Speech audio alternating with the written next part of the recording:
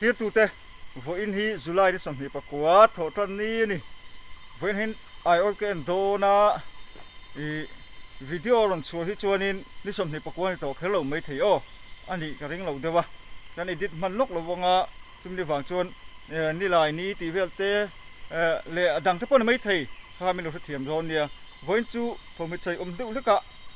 kain vai deuh leka ni tha ni dang ka ti lo danang deuh lekin ka chuk en don ni a nar teng ka chuk enanga among lam pa teng ka ho ve thung don ni kona tur ni sa don khop maya voi ni sa tha theng angin video te kan ko vale tura ngai la a tha ange ka kal kong ani a bai ka dana bul lok tangin ka peng mai do na ti hian kong hiom tha se khu ta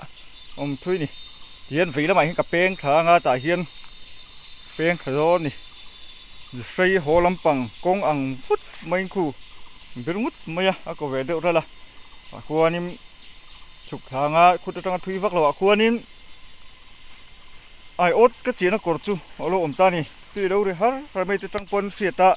amai ro chu phone tang chu na ri set lo mai theya ai vel hian na la wangim na thui lo meng o ka chia na to ber ni chu sang bera tar bera ka theng so to ka kal tha ni na tur ni ka bula hian ka chia ei kai ot chia chu ni tu hi rem to khop mai mo sang ma hi hui ni ken to ala ta ve ve a tu a vina tak lo chuan kala chia le thawanga a cha ni o kan lang ho mai a nấu ta lẹ ra nè ram nua mà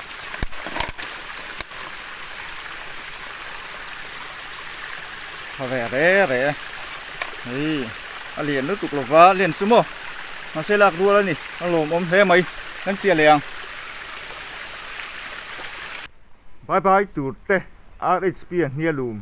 bút te trong thủ PC rem lal phaka mua liền pui kanau te unisi lim en kanau te somi lim en lal pek lu fa nai lim en veng thang o chuan devita zar zo ki me pa te bye bye to report te in ni e bye bye to song song te bye bye vek o bye bye vek u thế tại hiện mà nè các chị anh cả phép tất ồ các chị ê nó vụt nó sao về đâu ta ăn liền hiểu thiên liền ha là ha làm mất trong anh hết mồ anh nhìn tất cả chuan nút cà vết dễ là của tệ thôi chú mồ còn ấy rằng nấu ta về ra này thằng lộ anh cái chia ta đủ lâu phiên chia kan chia xuân xin là gì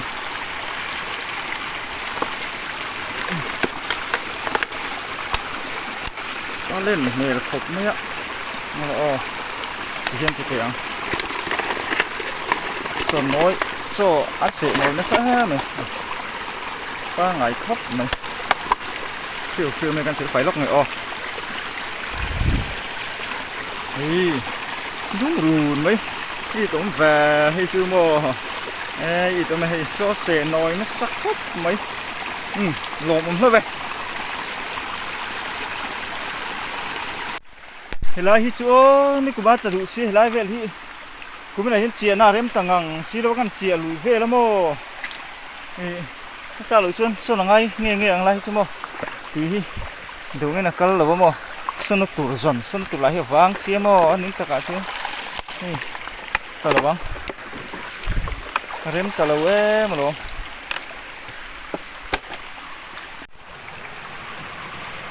không bật khan tay cà phê cho có đó ăn khúc nhưng cà phê này so về thì nấu nồi rút mê thì mà vậy mình về mò họ trang hết vật xua cả ăn cái tia cả ngày ta lâu phải cho có xuất xuống hay lâu mò anh xin đắng ô nấu ta lâu này lẹ ta lâu này mấy sang hao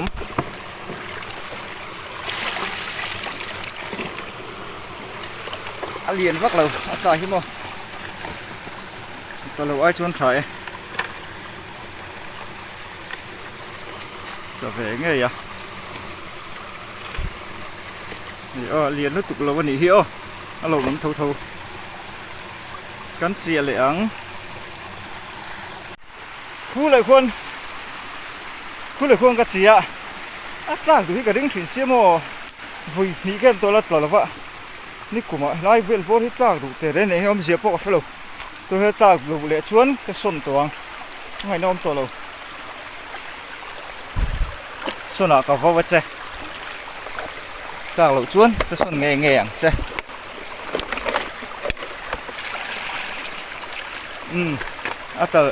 ta lệ lưỡi xía liền vắt lẩu xuống mà xuân lẩu lệ mấy ăn xuân nào cái nào vô vợ vầu liền khẩu thôn rồi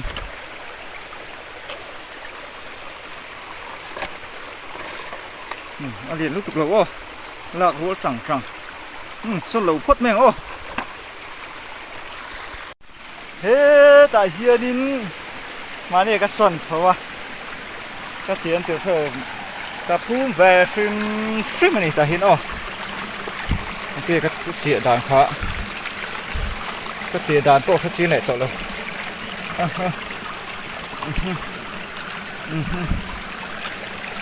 cái rổ số này hết tại hiện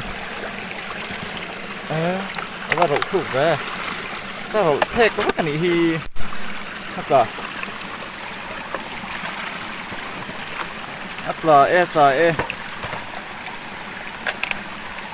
kan son lock please lên lỗ em mày có hành rồi thét sao vậy vậy cái hành rồi là lúng hồi em ta ngày về đâu mấy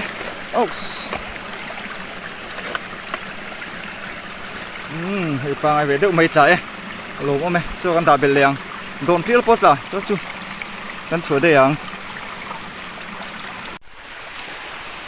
các cào thoa lệ dễ là tụi nó nè chia dùng nó tụi hi xì lù mò lùng thế là ngành rau xia tiền về lại cho chuan cho cái hi mèo xì là va anh ôm rây khóc mấy về đi xa mai rồi chú khua hi sẽ sầu tụi nó ha nó sôi tất mấy cái chuyện thì nó ha nên vợ tắm thầm su tụi cái khác nó sôi tụi làm phá trăng cho chuan nghe ăn đó đi tắm thầm hành tí là vô hốc tặc luôn su đầu xe cái hốc mây ai ở đây là đủ, anh ấy sẽ suy tìm tục xuyên cột tia chuan, ta trả đủ chuông xí là vậy, buổi thác chuyến khóc mấy, đủ thu con sam đúng hết chuyện mấy nè, ai ở chuyện chuan mò, thu ta hơn thu, cầu thác dễ là ngay nè, các chị khá tăng rảnh khóc mấy lại về phi chúng mò, càng cầu phải dễ lắm, thì lại về bộ hình các chị lẽ, lời hiên, hồi lại cần em lại tất cả khuôn các cái đó tất cả khuôn các chị thì tuy ốm tổ bằng lỗ mà đi lỗ tạt tổ lỗ va tạt đũa bật hị cái lỗ tạt thủy đó các chị xuân ta đúng không ta hiện hết là mà hiện tuy ốm thấu ta ta xuân các chị ta tốt ta nè lỗ tạt túi ra ngày nè lỗ ta lỗ xuân lỗ ta lỗ này mày thành đây nào tạt túi bên càng ai tốt ngay ta đủ ăn rồi ngắm ô ngay về bột tắt thì vắt liền đầu về lúc là nghỉ á lạc cạc ngắm ô thành đây nào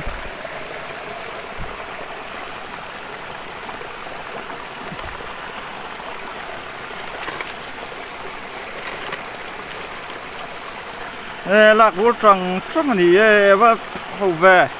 mà sẽ thấy thật là vai chuyên mô căn chỉ lại thôi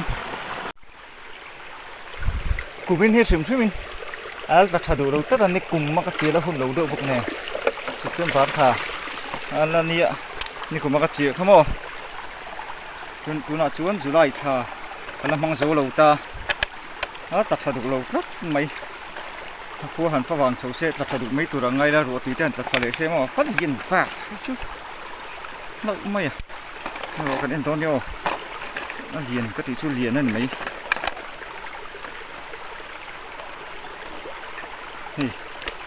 siêu mấy nè cho ta đây nó liền khá xin apa ni hi pa o bo pi ko liền nè mấy lô mắm lé mấy lô mấy bạc hạt châu ni mà xem mo liền nè mấy thổ lộc thì mo thì gì lâu vậy hi hi hi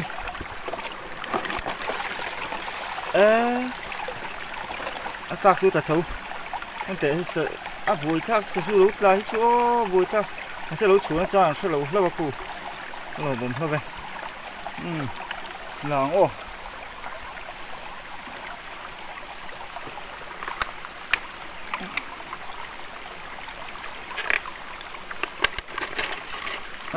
liền nó lên lâu nhỉ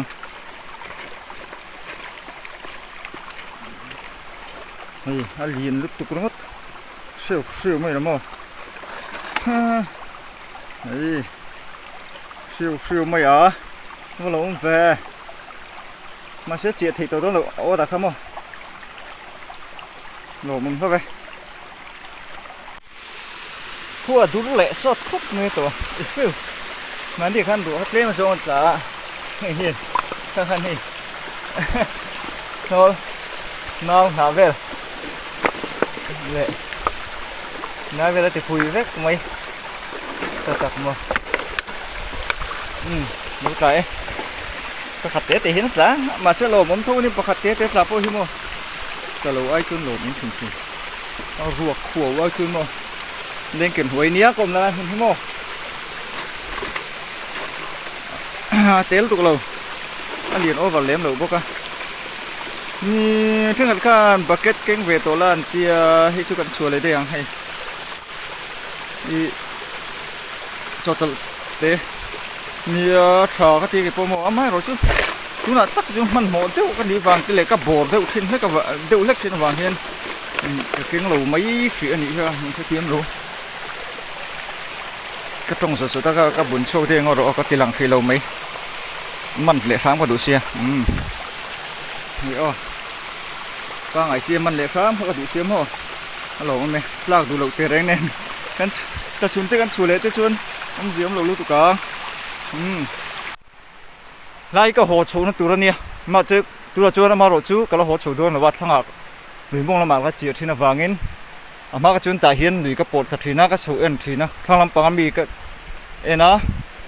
chuôn cái chấu ăn thì này tụi nó hiền cái chục cái răng dễ là ngã chục chuôn cái ăn thì là vàng hiện lại mi thằng lại cái chục chuôn cái ăn là vàng chuôn in chấu chuôn cái ăn về thùng đó là tài hiền cái hồ chấu đó này rốt ta sinh tổ mấy chụp giống cái anh chăn chú cái sấy tổ ngã như khuya rồi xuống thì rất là nhiều vàng in lưới in ăn tiết vắt từ nay cho cái đủ là vâng tầm thôn thì tới khá thổ mộ mà vàng in cho vàng cho nên thay lại chữ in cái anh dùng hay hiểu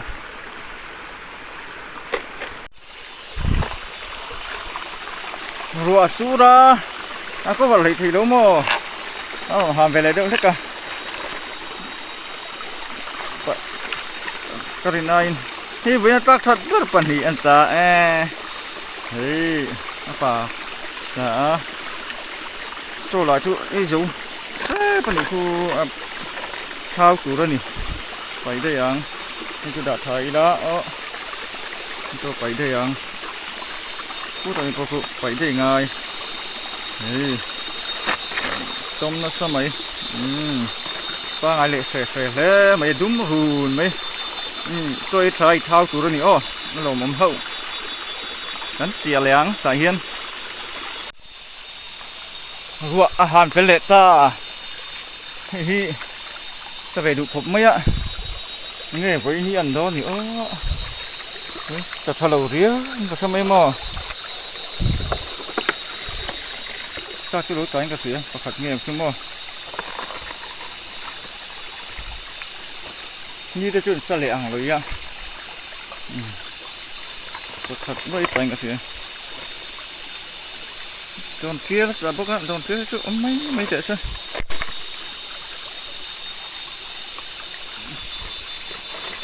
ấy rồi cho cậu đây điền thế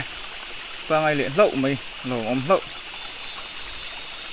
kan chia liang pakhat chu pawh ni se ti hria hrim ốt đi viết vác cái này tổ lục ôm bằng này cái viết chưa này ngày hiến nghĩ ăn nè đi nấu ruột của mang tí chứ mấy ăn tí chứ không mang này sợi ăn tóc cái này ê mà rồi anh xin ăn sẽ lên lụng này riu mấy ạ chuột chi nghe đi đâu nè cái này chứ cải cuông chuột chi chuột rồi chứ đây là đây chia liang lái về đi từ hai chút chặt cọc trồng hệ gần lạc nè anh đi lùi cả lập hồ pa gần lạc nè tiêm chỗ mà sẽ cái lời vắng cái hình cái gì ạ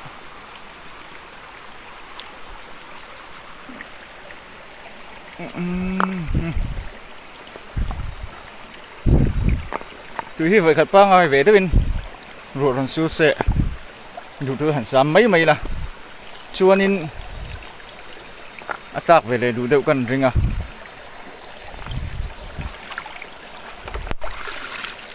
he chỗ ruột mất gì mang chỗ tao lú mì có khát chỗ tao ý dù vứt nhiều đi mất tí không mặc về ăn lên lục tỉ riêng nên nó cũng trồng ăn chỗ tao mò chỗ khu sống khu nồi té có khát chơi bằng apa rồi thao đòn niang hi chi ấy bằng và có chú cho chia liang thế chứ đi lâu vào lúc thằng lệ họ sẽ về áo tha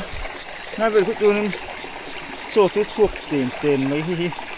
anh khỏi nói nó nghe mình lấy nghe mà chua về thùng anh xin lắng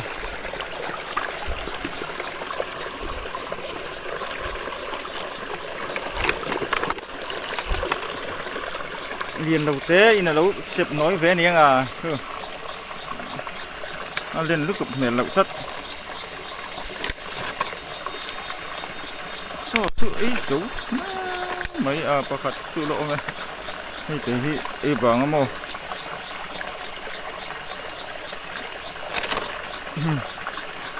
ấy chú vết ấy chú tí vết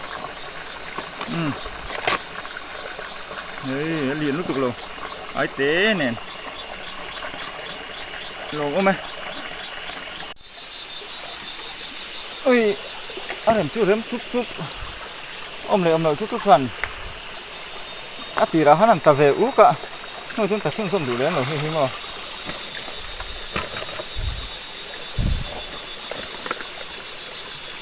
của về chú xin lề về chú còn chuyện lên nghe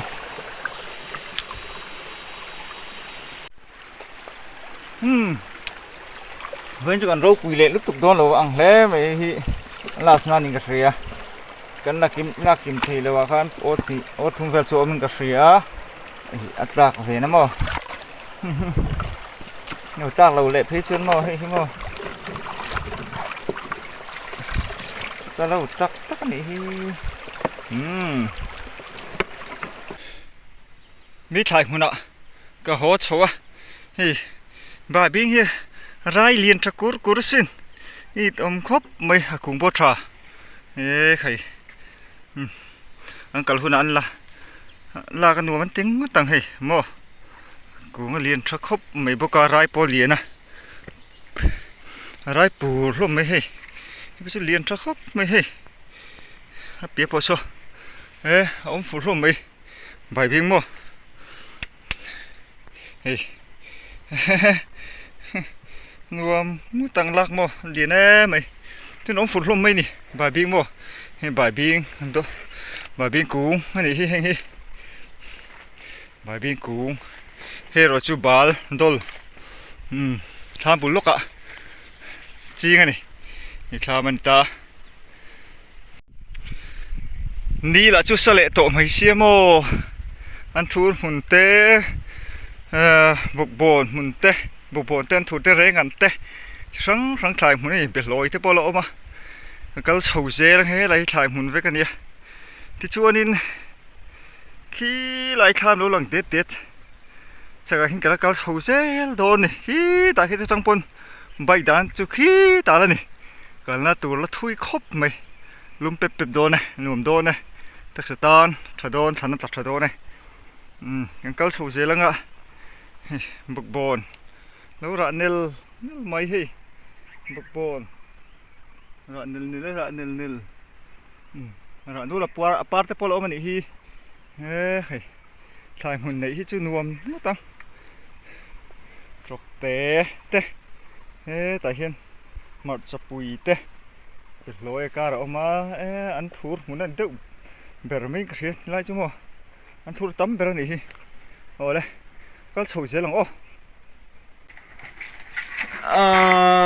in cái thằngตัวthìตัดตัวที่มังเรานี่สินะSeptember ท่าเวลาใกล้เซลก็ September เวลสิผมช่วยตัวกันง่ายตรงว่าตัวโมนี่กูมาหา September แต่หาจะใช้ดูอังเรงอ่ะกูอันนั้นจะเรียนปังไงลงครบไหมเวียโมเวียแค่เชี่ยมันถ้าเวียถูไหมอีน่ะไม่อาจารย์โมสมัยเวลบอลนี่เท้าดอนตุกนี่กูcao tour mấy cũng có lẽ trai cả mua how don tục ta này liên bang ngày thôi mấy video tên mình lúc thiệt sự cả in the vai sung ạ kalom em